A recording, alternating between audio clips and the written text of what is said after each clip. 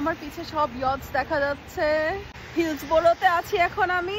Light house দেখতে পারি নাই তো কি হয়েছে, at least make use of the day.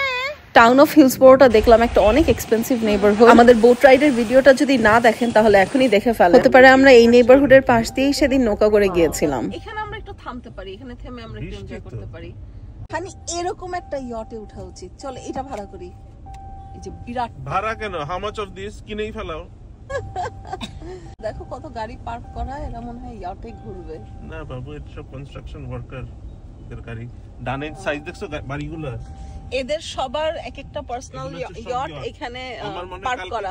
আমরা গেছি না, হ্যাঁ কালকে যে গেছি এই সাইড দিয়ে গেছে, বিকজ এই যে ব্রিটনি স্পিয়ার্স, তারপর জেলো ফেলো, তারপর রিকি মার্টিন সব এদের বাড়ি এখানে। এই যে ফুটবলারটা যে বেকহাম হতে পারে।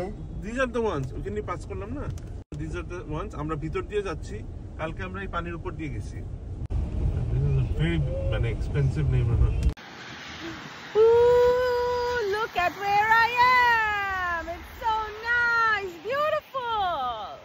কন্টিনিউয়াস বৃষ্টি পড়ে যাচ্ছে, আবার এখানে দেখলাম একজন ইয়ট পরিষ্কার করছে। গাড়িগুলো দেখতেছো না, এই দামি দামি গাড়িগুলো হচ্ছে সব ওদের চাকর বাকরের গাড়ি।